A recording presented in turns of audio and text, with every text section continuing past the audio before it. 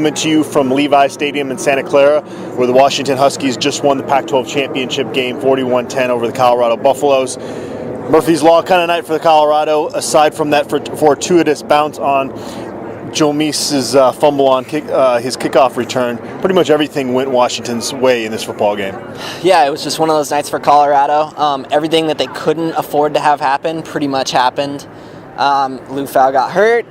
They poorly timed turnovers right coming out of the gate. You can't do that against a team that is as good as Washington. They're going to capitalize on every mistake you make. It's tough enough to beat them when you play your best, let alone when you make mistakes like that. So it was one of those, if it could go wrong, it did go wrong for CU for most of the night.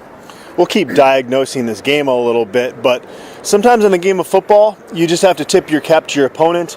Washington was a better football team. And I don't think just on this night. I think if these two teams had matched up 10 times, I think Washington's probably going to win about 8 of those matchups. Yeah, I agree. Even if CU's playing their best, Washington was dominant up front on the line of scrimmage. Nothing would really have changed that in this game. If Cepho doesn't get hurt, maybe that the score is closer, but Washington was probably going to win this one way or the other unless CU got the breaks that they needed, and they didn't get anything close to that. In fact, it went the opposite way. So I agree with you. 8 out of 10 times probably the Huskies proved they are the best team in the Pac-12. They did win the coin toss, Patrick. 12-1 with the coin toss. Tails never fails. On a serious note, Cepho Lufau, of course, gets hurt early in the game, and that's kind of the storyline I know a lot of Colorado fans are obsessed with in this football game. You could tell in the postgame that Cepho really took this hard, and he realizes how poor he played. There's no excuses. If you tell this staff you can go in the second half and they put you out there, you got to perform. Absolutely, and he said in the post-game press conference that it wasn't an issue. I was well enough to go, but you could kind of tell he wasn't as mobile as he normally is, and as much as he needs to be for this offense to work the way that it's supposed to work. But like you said, no excuses. The game plan shouldn't have changed, and they weren't able to create the separation in the secondary. They weren't able to get enough of a push up front. There were a lot more factors that went into it than just Cepho being not at 100%. On the other side of the ball, Colorado's defense, as well as Washington ran the ball, Colorado's defense showed up to play for the most part. I mean, they held Washington under 400 yards. If Colorado hadn't had those turnovers and they were able to move the ball a little bit, I think that Colorado's defense at least gave them a chance to be competitive in this football game. They did. I mean, for the longest time, the Buffs defense held Washington to 14 offensive points. They were getting points off of turnovers.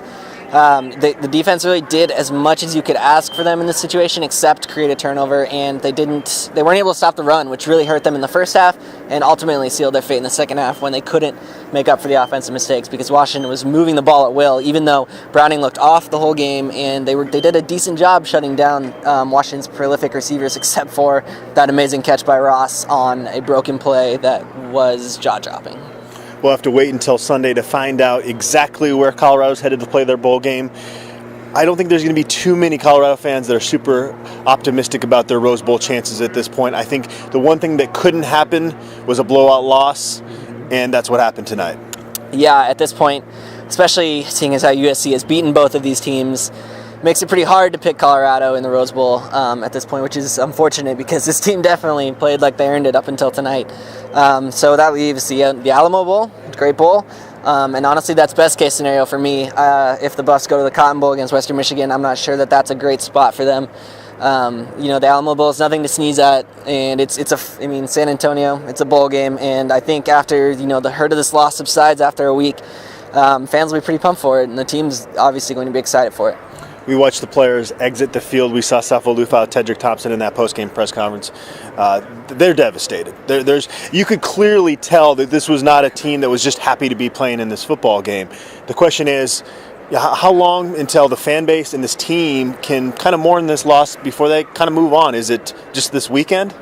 I think on Sunday that people will start to get over it. There'll be definitely some hurt about not making the Rose Bowl if that turns out to be the case. But then after the team and everyone knows where they're going, I think it's all preparing for that trip and preparing to beat whoever they're matched up against.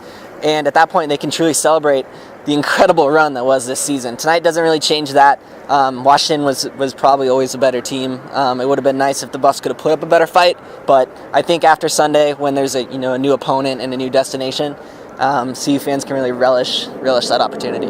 All right, for the first time in quite a while, ever since it feels like a couple months now since there's been a night like this with a somber feeling around this football team. But again, Washington is a better football team, and they deserve to be Pac-12 champs. Signing off from Levi Stadium in Santa Clara.